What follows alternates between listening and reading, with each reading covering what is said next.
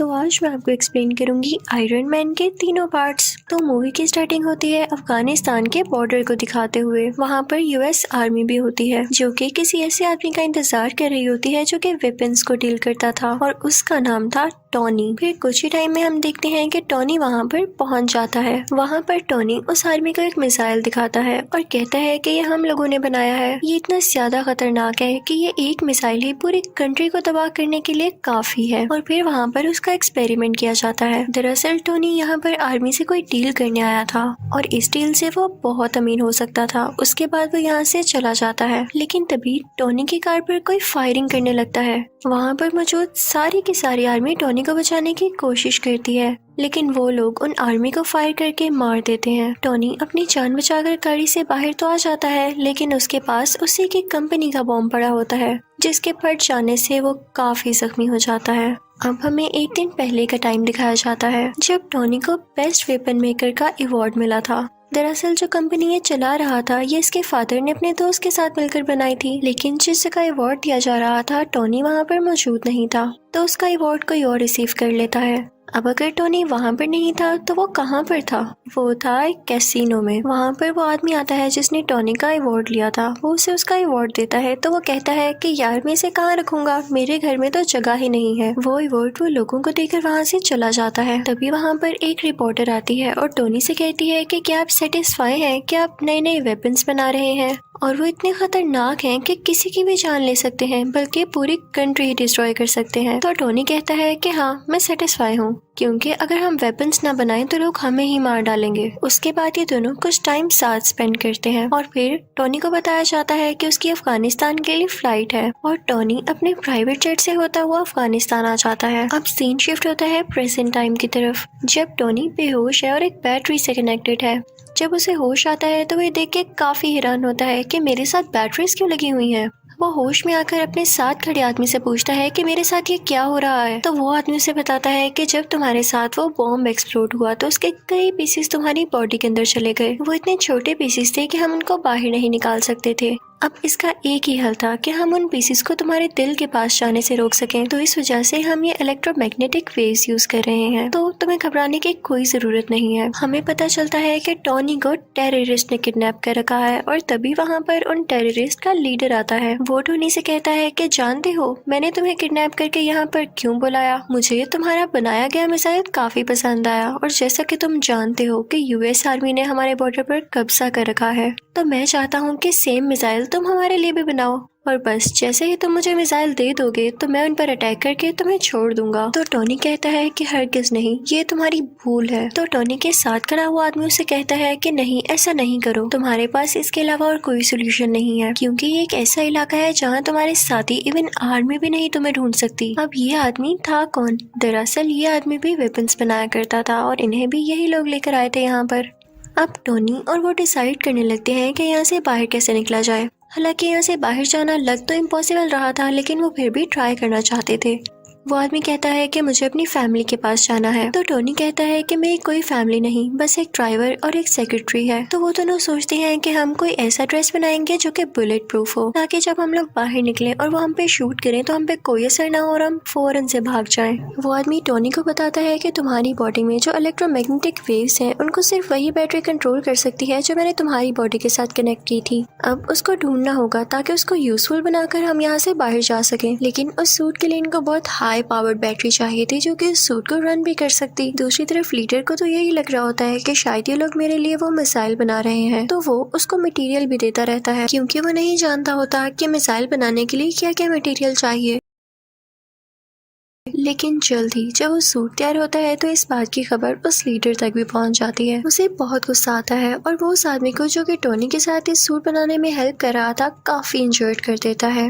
Tony अपना वो suit पहनता है और उसमें सारा सिस्टम डाउनलोड करता है। उसमें वो पावर भी ले आता है और वहाँ पर मौजूद सब लोगों को मारने लगता है और उस केव से बाहर आ जाता है अपना वही ड्रेस पहनकर। टोनी वहाँ से निकलकर सारे वेपन्स डिस्ट्रॉय करता है और अपने ड्रेस में ही मौजूद रॉकेट लॉन्चर से वहाँ से फ्लाई कर जाता है। अब वो गिरता है एक डेजर्ट में, जहाँ पर उसकी टीम उसे ढूंढ लेती है और वापस उसी जगह पर ले आती है जहाँ पर वो लोग रहा करते थे। वहाँ पर टोनी के फादर के फ्रेंड भी होते हैं जिन्होंने उनके साथ मिलकर ये वेपन कंपनी खोली थी। टोनी कहता है कि मैं लाइव आना चाहता हूँ और मीडिया के सामने प्रेस कॉन्फ्रेंस भी करना चाहता हूँ। अब हम देखते हैं कि टोनी पूरे मीडिया से बात कर रहा होता है। वो कहता है कि मुझे अफगानिस्तान के लोगों ने किडनैप कर लिया। उन्होंने मुझसे डिमांड की कि मैं उनको भी वेपन्स बना कर दूं। मैंने ये सोचा है कि मेरे वेपन्स इतनी प्रॉब्लम्स क्रिएट कर रहे हैं और वो लोग भी मेरे वेपन्स को हासिल करके जंग करना चाहते हैं, वॉर करना चाहते हैं और मैं ये सब नहीं चाहता, इसलिए मैं अपनी कंपनी ही बंद कर रहा हूँ। और एटलीस्ट अगर कंपनी बंद ना भी की तो मैं ऐसे वेपन्स कभी नहीं बनाने वाला। तो वो आदमी जो टोनी के फादर का फ्रेंड था वो सारे लोगों से कहता है कि नहीं नहीं, ऐसी बात नहीं है। टोनी बेचारा अभी अपनी जान बचा कर आया है और ये सेंसेस में नहीं है। ये भी उदास है, इसलिए बहकी बातें कर रहा है, ऐसा कुछ नहीं होने वाला। टोनी वहाँ से चला जाता है और वो आदमी भी टोनी के पीछे पीछे आता है। वो टोनी से कहता है कि आखिर हुआ क्या, तुम अफगानिस्तान से कैसे बचकर निकले और तुम्हें उन लोगों ने क्यों किडनैप किया था। तो टोनी उसे सारी बात बता देता है और ये भी बताता है कि मैंने एक आयरन सूट बनाया था जिसकी हेल्प से मैं बाहर निकला, क्या तुम भी देखना चाहोगे। तो वो आदमी कहता है कि हाँ हाँ क्यों नहीं। तो टोनी अपनी शर्ट खोलता है और अपनी चेस्ट पर वो दिखाता है, यानी उस आयरन सूट का कुछ हिस्सा। वो आदमी ये चीज देख के कहता है कि ये तो लाजवाब है, हमें इस पर और काम करना चाहिए और पूरी दुनिया के सामने लाना चाहिए। हम इससे काफी अमीर हो सकते हैं और इससे हमें काफी प्रोग्रेस मिल सकती है। लेकिन टोनी नहीं मानता और फिर जाता है अपनी सेक्रेटरी के पास। वो उससे कहता है कि मेरी चेस्ट में जो टूल लगा हुआ है मैंने इससे ज्यादा एडवांस टूल बना लिया है, उसे प्लीज उसके साथ चेंज कर दो। तो वो लड़की टोनी से पूछती है कि ये क्या करता है। तो टोनी उसे बताता है कि मेरी बॉडी में कुछ मेटल पीसीज हैं, ये उनको मेरे दिल तक जाने से रोकता है और मेरी बॉडी में और ज्यादा पावर और एनर्जी बनाता है। दूसरी तरफ डेजर्ट में उन अफगानिस्तान के टेररिस्ट को उस सूट के कुछ पार्ट्स मिल जाते हैं जिसे वो लोग जोड़कर पता लगा लेते हैं कि असल में चीज क्या है। और उधर टोनी भी एक नए ड्रेस बनाने की कोशिश में होता है। उसने उस ड्रेस में और ज्यादा अच्छे रॉकेट लॉन्चर्स लगा रखे थे जो उसे उड़ने में मदद देने वाले थे। अब वो अपने ड्रेस में लगे सिस्टम को ऑर्डर देता है कि मुझे और ऊपर उड़ाओ, लेकिन जब वो काफी ज्यादा ऊपर पहुंच जाता है तो उसके ड्रेस में बर्फ जमने लगती है सर्दी की वजह से और उसके सिस्टम में एरर आ जाता है और वो नीचे आकर गिरता है। जैसे ही वो नीचे आ रहा होता है तो वो अपने सिस्टम को दोबारा से ऑर्डर देता है क्योंकि अब उस पर से बर्फ मेल्ट हो रही थी और वो दोबारा से उड़ जाता है। फिर घर आकर वो उस ड्रेस में कुछ चेंजेस करता है ताकि ज्यादा ऊंचाई पर जाने में वो ड्रेस ना जमे। और टेबल पर उसकी सेक्रेटरी ने उस पुराने टूल पर कुछ लिख के उसके लिए रखा होता है जिसे देख के वो काफी खुश होता है। फिर शाम को हम देखते हैं कि टोनी एक पार्टी में जाता है जहाँ पर उसकी सेक्रेटरी भी होती है। वो दोनों साथ टाइम स्पेंड करते हैं, डांस करते हैं और काफी एंजॉय करते हैं कि तभी वहीं पर वो रिपोर्टर आ जाती है जिसने उससे कुछ क्वेश्चंस किए थे। वो कहती है कि जो मिसाइल तुमने अफगानिस्तान में दिखाया उस जैसे कई मिसाइल अब अफगानिस्तान खुद बना रहा है और मुझे नहीं लगता कि ये तुम्हारी परमिशन से हो रहा है या तुमने ऐसा कुछ करने को कहा है। टोनी एकदम बहुत गुस्से में आ जाता है और उसे लगता है कि हो ना हो ये काम उसी आदमी का है जो कि उसके फादर का दोस्त था, यानी उस कंपनी का शेयर पार्टनर। टोनी सीधा उस आदमी के पास जाता है और उससे पूछता है क्या वाकई में तुमने वो मिसाइल वहाँ पर भेजा है। तो वो कहता है कि हाँ मुझे ऐसा करना पड़ा। तो टोनी कहता है क्या तुम्हें पता भी है वहाँ पर जो टेररिस्ट हैं वो लोगों को कितना मार रहे हैं और तुमने उन्हीं टेररिस्ट की मदद कर दी, हमारी कंपनी ऐसे काम नहीं करती। लेकिन वो उसकी एक नहीं सुनता। फिर टोनी घर आ जाता है और खुद ही कुछ करने का ट्राई करता है। टोनी अपने ड्रेस को बहुत एडवांस बना लेता है। उसमें उसने हर तरह की टेक्नोलॉजी यूज कर दी थी जो कि फायर भी कर सकती थी और छोटे छोटे रॉकेट्स भी शूट कर सकती थी।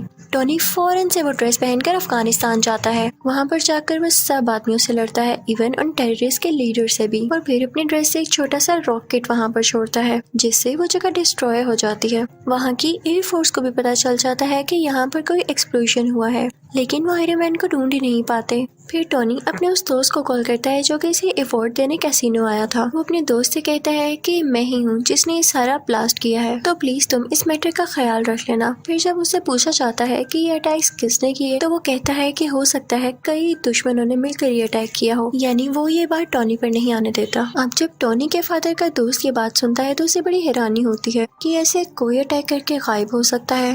वो फौरन से अफगानिस्तान जाता है और वहाँ के टेररिस्ट से बात करता है। तो वो टेररिस्ट कहते हैं कि हम जान चुके हैं कि काम किसका है, लेकिन हम तब तक खामोश हैं जब तक हम पूरी बात का न पता लगा लें। ये आयरन मैन ही है क्योंकि हमें डेजर्ट से उसके ड्रेस के कुछ पार्ट्स मिले हैं। वो टेररिस्ट उस आदमी से कहते हैं कि अगर तुम हम लोगों को पैसे दे दो तो मैं सूट का डिजाइन तुम्हें बता सकता हूँ।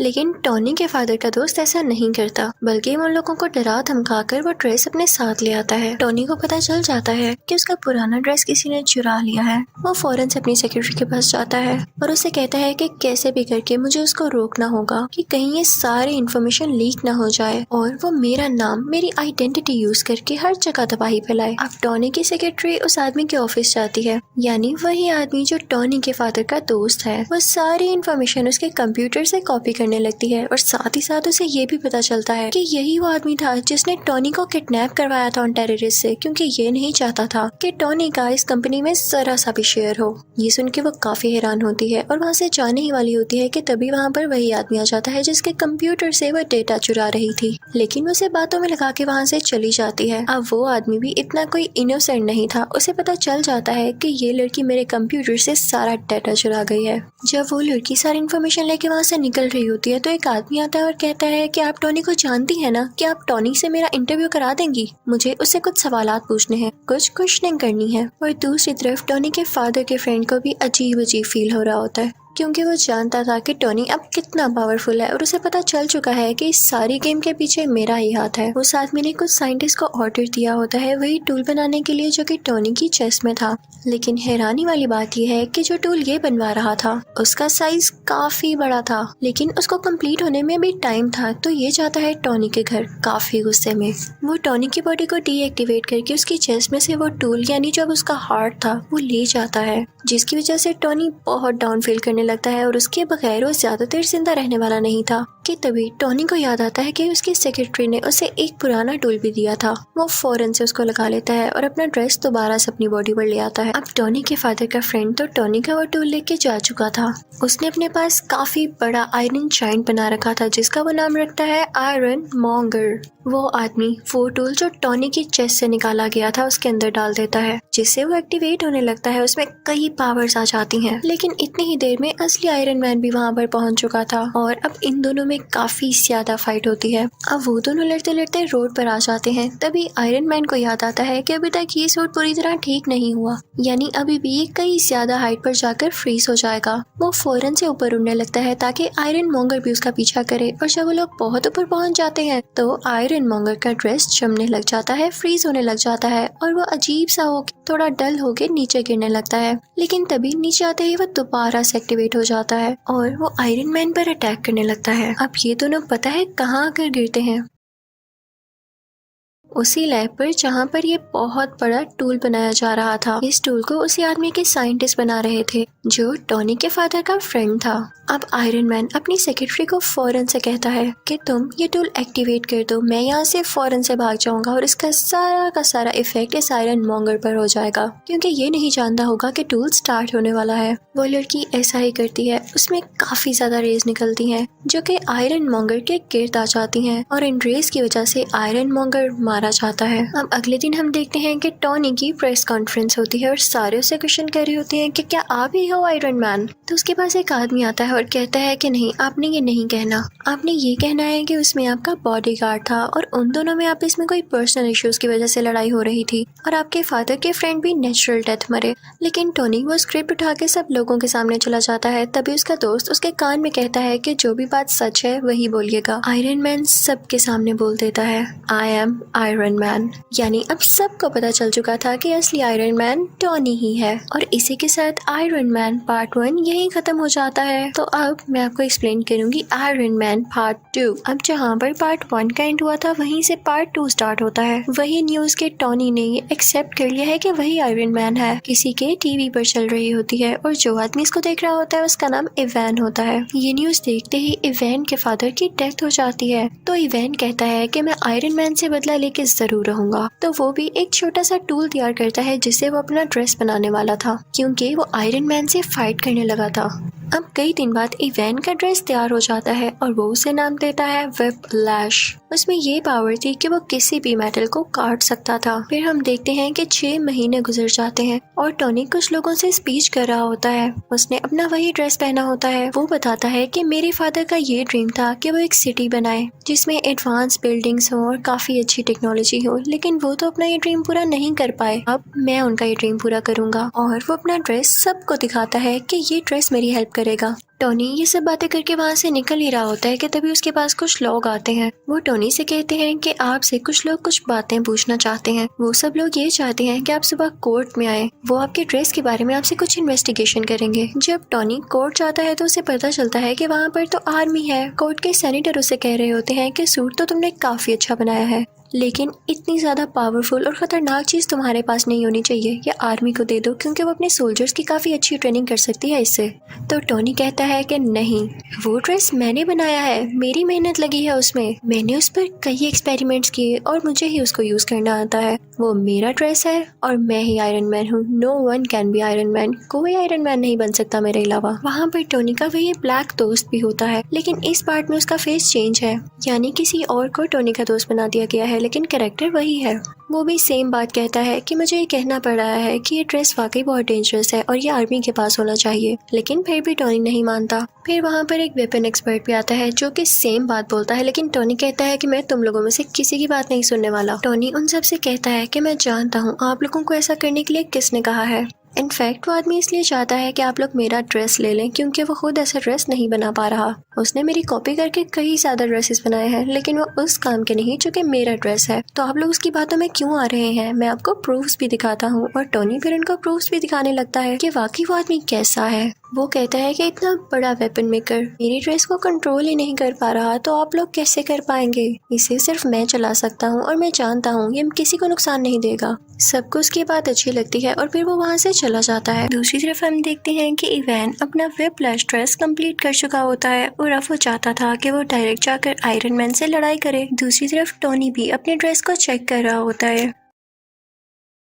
उसके ड्रेस में एक ऐसा कोर होता है जो कि सबसे ज्यादा यूजफुल था, लेकिन यूजफुल होने के साथ साथ वो काफी खतरनाक भी था। उसकी वजह से टोनी की बॉडी में काफी पॉइजन फैल रहा था। उसी दौरान टोनी इस सोच में भी पड़ जाता है कि अगर मुझे कुछ हो गया तो कंपनी का क्या होगा। तो वो अपनी सेक्रेटरी को बुलाता है और उससे कहता है कि मैं तुम्हें अपनी कंपनी का सीईओ बनाता हूँ। ये कंपनी अब से तुम्हारे अंडर है, तुम जिसको चाहो हायर करो। फिर टोनी की सेक्रेटरी जो कि अब उस कंपनी की सीईओ थी, एक लड़की को इंटरव्यू के लिए बुलाती है, लेकिन वो लड़की किसी कंपनी की एजेंट होती है। फिर हम देखते हैं कि कार रेस हो रही होती है और उसमें टोनी ने भी पार्टिसिपेट किया होता है, लेकिन तभी वहाँ पर इवैन यानी व्हिप्लैश आ जाता है और उस पर अटैक कर देता है, जिससे उसकी गाड़ी 2 हिस्सों में टूट जाती है। ये न्यूज टीवी पर टोनी की यानी वो सीईओ भी देख लेती है और उसके बॉडीगार्ड से कहती है कि हमें फौरन उसकी मदद के लिए जाना होगा। वो दोनों जाते हैं और टोनी को उसका ब्रीफ केस देते हैं जिसके अंदर वो आयरन मैन वाला ड्रेस होता है और टोनी उसको पहन लेता है। अब आयरन मैन में और व्हिप्लैश में काफी लड़ाई होने लगती है, लेकिन आयरन मैन जो भी अटैक्स कर रहा था व्हिप्लैश उनको रोके जा रहा था और कई देर तक ऐसे चलता है। लेकिन तभी आयरन मैन व्हिप्लैश पर जोरदार अटैक करता है, जिससे फाइनली व्हिप्लैश को डिफीट हो जाती है। व्हिप्लैश को अरेस्ट कर लिया जाता है। थोड़ी देर बाद टोनी पुलिस स्टेशन जाता है इवैन से ये पूछने के लिए कि उसने उस पर अटैक क्यों किया। वो आगे से चुप रहता है तो टोनी उससे कहता है कि वैसे तुम्हारी टेक्नोलॉजी थी बड़ी कमाल की, तुम अगर ये आर्मी को बेच देते तो तुम काफी अमीर हो सकते थे। और ये कह के वो वहाँ से चला जाता है। फिर हम देखते हैं कि एक और आदमी आता है जो कि सेम टू सेम इवैन के जैसा था, इवन उसका यूनिफॉर्म भी। वो दरअसल जेल में इसलिए भेजा गया था ताकि उसको मरवाकर लोगों को ये शो किया जा सके कि इवैन मर चुका है। और एक आदमी जो कि बहुत बड़ा गैंगस्टर था असली इवैन को रेस्क्यू कर लेता है, वहाँ से निकलवा लेता है। सबको यही लग रहा था कि इवैन मारा जा चुका है क्योंकि उन्होंने वहाँ पर ब्लास्ट करवा के नकली इवैन को मरवा दिया था। वो गैंगस्टर किसी इंडस्ट्री का ओनर था और टोनी का सबसे बड़ा दुश्मन था। वो ये चाहता था कि वो भी आयरन मैन के ड्रेस की तरह कई ज्यादा ड्रेसेस बनाए और पूरी आर्मी बनाए उनसे। उसने इवैन को भी इसीलिए छुड़वाया था। दूसरी तरफ टोनी के ड्रेस का वो कोर उसे काफी सता रहा होता है। वो उसकी चेस्ट में मुसलसल पॉइजन पहुंचा रहा था, जिससे उसे फील हो रहा था कि अगर उसने कुछ न किया जल्द तो वो मारा जाएगा। लेकिन इस बात की फिक्र ना करते हुए वो अपनी बर्थडे पार्टी रखता है और उसमें डांस कर रहा होता है कि तभी उसका वो ब्लैक फ्रेंड आता है और उसे कहता है कि आर्मी का ऑर्डर है कि कल तुम्हें या तुम्हारे ड्रेस को उनके सामने लाया जाए। वो आदमी भी टोनी से अब तंग आ चुका था। वो कहता है कि तुम अपना ड्रेस पहन के पार्टी कर रहे हो, तुम जानते भी हो कि कितना खतरनाक है, लेकिन टोनी उसकी बात नहीं सुनता। तो वो भी टोनी का पुराना ड्रेस पहन कर आ जाता है। और उन दोनों में अब काफी ज्यादा फाइट होती है। दोनों ने ही आयरन के ड्रेसेस पहने रखे थे और दोनों चाहते थे कि किसी न किसी तरह एक दूसरे को हरा दें ताकि पहला जीत जाए। अब दोनों अपने अपने हाथ से लेजर निकालने लगते हैं और एट अ टाइम लेजर निकलने से दोनों लेजर्स आपस में टकरा जाती हैं और बहुत बड़ा ब्लास्ट होता है। जहाँ पर ब्लास्ट होता है और टोनी की बर्थडे पार्टी हो रही होती है वो जगह कोई और नहीं बल्कि टोनी की कंपनी होती है। अब वहाँ से टोनी का पुराना ड्रेस लेके वो ब्लैक फ्रेंड तो चला जाता है, लेकिन टोनी वहीं पर नशे की हालत में होता है। फिर हम देखते हैं कि एक आंख वाला आदमी टोनी के पास आता है और उससे कहता है कि तुम्हारे फादर क्या क्या करना चाहते थे और तुम क्या कर रहे हो, तुम नशा करके इधर उधर फिरते रहते हो। तो टोनी कहता है कि अपनी जुबान बंद रखो, तुम होते कौन हो ऐसे बोलने वाले। तो वो आदमी कहता है मैं तुम्हारे बारे में सब कुछ जानता हूँ, वो लड़की जो तुम्हारी कंपनी में इंटरव्यू देने आई थी वो कोई और नहीं बल्कि मेरी ही सीक्रेट एजेंट है और तुम्हारी सारी बातें सारी रिपोर्ट्स ये मुझे देती रही है। फिर वो आदमी ये भी कहता है कि मैं ये नहीं चाहता कि तुम्हारा कोई नुकसान हो, मैं चाहता हूँ कि तुम और ज्यादा अच्छा एक ड्रेस बनाओ जिससे पूरी दुनिया को फायदा हासिल हो और मेरे पास तुम्हारे फादर की कुछ चीजें भी हैं, चाहो तो उन्हें मेरे से ले सकते हो। टोनी उस एक आंख वाले आदमी के पास से वो सारी चीजें ले आता है तो उसे पता चलता है कि उसके फादर जो सिटी बनाना चाहते थे वो उस टूल की मदद से बनाई जा सकती है। वो उस पर पूरी तरह से रिसर्च करने लगता है। वहाँ पर उसको कोड का पूरा डिजाइन भी नजर आ जाता है। वो उस पर थोड़ी सी और रिसर्च करता है और काफी चेंजेस करने के बाद बहुत ही ज्यादा एडवांस टूल बना लेता है और फिर उसी टूल से वो एक नया ड्रेस तैयार करता है जिसको वो नाम देता है मार्क 6। और साथ ही उसे इवेन की कॉल भी आती है जो कहती है कि मैंने तुम्हारे दुश्मन के साथ मिलकर एक काफी अच्छा ड्रेस तैयार कर लिया है, मैं वेट करूंगा उस दिन का जब तुम और मैं आमने सामने होंगे और देखते हैं कि कौन जीतता है। मैं आप लोगों को राज बताती हूँ कि इन लोगों ने वो ड्रेस किस तरह से तैयार किया। टोनी का वो पुराना ड्रेस जो कि टोनी का दोस्त आर्मी के पास लेके आया था, उस ड्रेस में इवान ने और टोनी के दुश्मन ने कुछ चेंजेस किए और उसको और ज्यादा एडवांस बना दिया कुछ टेक्नोलॉजीज की मदद से, जो कि बहुत सारी वॉर्स लड़ सकता था और फाइट कर सकता था। अब दूसरी तरफ टोनी का दुश्मन लोगों से स्पीच कर रहा होता है कि मैंने आयरन सोल्जर्स बनाए हैं क्योंकि अब आयरन आर्मी का दौर है। दूसरी तरफ टोनी को भी पता चल जाता है कि इवान किसी के साथ सच्चा नहीं है, तो वो जाता है अपने उसी दुश्मन के पास, उसी इंडस्ट्री के ओनर के पास और उसे जाके कहता है कि इवान तुम्हारे साथ धोखा करेगा, वो तुम्हारी सारी आर्मी को अपने कब्जे में कर लेगा और वो सिटी पर अटैक कर देंगी। और ऐसे ही होता है, इवेंट देखते ही देखते सब सूट्स को अपने काबू में कर लेता है और उस वॉर मशीन को भी, जो कि इन लोगों ने नई टेक्नोलॉजीज के साथ तैयार की थी। वही ड्रेस जो कि टोनी का पुराना ड्रेस था। टोनी उस इंडस्ट्री के ओनर से कहता है कि मैंने कहा था ना, जाओ अब अपने सोल्जर्स को कंट्रोल करो, लेकिन अब बहुत देर हो चुकी थी। तो वो सीक्रेट एजेंट वहाँ पर पहुँचती है जहाँ पर इवान इन सारे आयरन सोल्जर्स को कंट्रोल कर रहा होता है, लेकिन वो सारे के सारे अपना कंट्रोल खो चुके थे। तभी वहाँ पर आता है टोनी जो कि अब आयरन मैन बन चुका था। वो आते ही अपनी पावर्स का यूज करता है और सारे आयरन सोल्जर्स को मार गिराता है, लेकिन तभी उसके सामने आ जाता है व्हिप्लैश जो कि ज्यादा स्ट्रॉन्ग हो गया था अपने उसी ड्रेस में। टोनी यानी आयरन मैन उस पर अटैक करने लगता है, लेकिन अब उस पर कुछ असर नहीं हो रहा था क्योंकि व्हिप्लैश अब काफी स्ट्रॉन्ग हो चुका था और अब वो जानता था कि आयरन मैन का मुकाबला कैसे करना है। तभी टोनी को याद आता है कि जब उसकी और उसके ब्लैक फ्रेंड की लेजर आपस में टकराई थी तो बहुत बड़ा ब्लास्ट हुआ था। वो अपने उस फ्रेंड से कहता है कि हम वो एक्सपेरिमेंट दोबारा से करते हैं। अब वो दोनों ऐसे ही करते हैं और वहाँ पे काफी बड़ा ब्लास्ट होता है। व्हिप्लैश वहीं पर मारा जाता है। अब अगले सीन में हम देखते हैं कि टोनी के पास वही एक आंख वाला आदमी आता है और उससे कहता है कि मैं तुम्हें गुड न्यूज दूं, तुम्हारा जो आयरन मैन वाला ड्रेस है उसको एवेंजर्स ने अप्रूव कर लिया है, यानी अब वो एवेंजर्स टीम में यूज होगा। लेकिन आई एम सॉरी, तुम उसके लिए सिलेक्ट नहीं हुए, तुम्हें सिर्फ पीछे से काम करना होगा। तो टोनी कहता है कोई मसला नहीं, आई एम एक्सेप्टिंग, लेकिन मुझे इस बात का क्रेडिट चाहिए। फिर अगले सीन में हम देखते हैं कि कोर्ट के सेनेटर टोनी यानी आयरन मैन को और उसके ब्लैक फ्रेंड को मेडल देते हैं और उनसे कहते हैं कि थैंक यू, आपने पूरी दुनिया को बचा लिया। और इसी के साथ आयरन मैन पार्ट 2 यहीं खत्म हो जाता है। तो अब बारी है पार्ट 3 की एक्सप्लेनेशन की। तो मूवी का स्टार्ट होता है एक फ्लैशबैक को दिखाते हुए, जहाँ पर एक लेडी उसे बता रही होती है कि मैंने एक ऐसा वायरस बनाया है जिसमें बहुत सारी पावर्स हैं। इवन वो लोग जो डिसेबल हैं, माजूर हैं, वो भी अपनी पावर्स वापस ला सकते हैं, यानी वो बिल्कुल ठीक हो सकते हैं। तभी वहाँ पर एक ग्लासेस वाला साइंटिस्ट आता है जो कि टोनी से कहता है कि हमारी कंपनी एक बहुत बड़ा एक्सपेरिमेंट करने वाली है, उसमें बहुत ज्यादा एडवांस टूल यूज होने वाले हैं, तो मैं तुम्हें ऑफर कर रहा हूँ कि मेरी कंपनी को ज्वाइन कर लो। दरअसल वो टोनी से काफी इम्प्रेस होता है, लेकिन टोनी उसकी ऑफर को रिजेक्ट कर देता है और वहाँ से चला जाता है। हम देखते हैं कि टोनी को एक मेंटल इशू हो गया था, उसी वजह से जब आयरन आर्मी ने पूरे सिटी पर अटैक्स किए थे और टोनी उन्हें शुरू में बचा नहीं पा रहा था, उसे वो फ्लैशबैक बार बार आते थे और इसी को लेके वो काफी सैड और बुरा फील किया करता था। लेकिन उसका दोस्त उसे हौसला देता है। आयरन मैन सोचता है कि अगर उन लोगों ने दोबारा से अटैक कर दिया तो मैं क्या करूंगा। इसके लिए वो आयरन मैन की पूरी टीम बना देता है और वो उस टीम का नाम रखता है आयरन लीजन। अब हमें पता चलता है कि पूरी कंट्री में दोबारा से अटैक्स हो रहे हैं और वो कोई और नहीं बल्कि मैंड्रिन नाम का एक आदमी करवा रहा है। टोनी यानी आयरन मैन का एक बॉडीगार्ड भी उसी कंट्री में होता है जो कि उन अटैक्स की वजह से शदीद जख्मी हो चुका था। टोनी उससे बहुत प्यार करता था, इसलिए उसे गुस्सा आ जाता है। तो वो प्रेस कॉन्फ्रेंस करता है कि अगर ये अटैक्स ना रोके गए तो मैं उस मैंडरिन के साथ बहुत बुरी तरह पेश आऊंगा। लेकिन लगता है ये बात उसकी मैंडरिन को बिल्कुल पसंद नहीं आती। वो जनाब टोनी के घर पर ही अटैक करवा देता है, जिससे टोनी यानी आयरन मैन का घर पूरी तरह से तबाह हो जाता है। उस वक्त टोनी के साथ वही लड़की भी थी जिसने वो वायरस बनाया था जो कि डिसेबल लोगों को ठीक कर सकता था। आयरन मैन अपना ड्रेस पहनता है और उस लड़की को बचाकर वहाँ से ले जाता है। लेकिन आयरन मैन के सूट में एक एरर आ जाता है। जिस जगह उसने लैंड करना था वो वहाँ पर नहीं जाता, बल्कि किसी ऐसी जगह में गिर जाता है जहाँ पर स्नो फॉलिंग हो रही होती है। लेकिन स्टिल होप यानी उम्मीद अभी भी बाकी थी, क्योंकि उस सूट में पावर जो बाकी थी। वो चाहता तो उस जगह पर वापस जा सकता था जहाँ पर उसको जाना था। दूसरी तरफ पूरी दुनिया काफी सैड होती है, क्योंकि उनको ये लग रहा था कि टोनी मारा जा चुका है उस अटैक में जो कि उसके घर पर हुआ,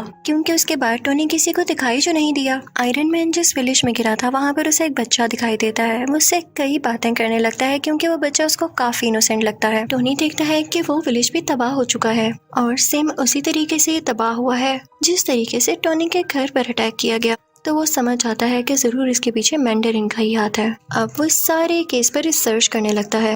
उसे पता चलता है कि ये एक्सप्लोजन्स किसी वेपन के जरिए नहीं हुए, बल्कि ये उन सोल्जर्स ने किए हैं जो कि सुपर पावर्स रखते हैं। टोनी सबसे मैंडरिन की लोकेशन के बारे में पूछता है, लेकिन उसे कुछ पता नहीं चलता। सरप्राइजिंगली वो बच्चा उसे मैंडरिन की लोकेशन तक पहुंचा देता है। विलेज में टोनी ने कुछ वेपन्स भी तैयार कर रखे थे जो वो अपने साथ लेकर यहाँ आया था। वहाँ पर उसे पता चलता है कि मैंडरिन तो था ही नहीं, वो ड्रामा कर रहा था कि जैसे वो वहाँ पर हो। वहाँ पर सिर्फ एक आदमी था कि जो उस जगह की वीडियोस बनाकर पब्लिश किया करता था।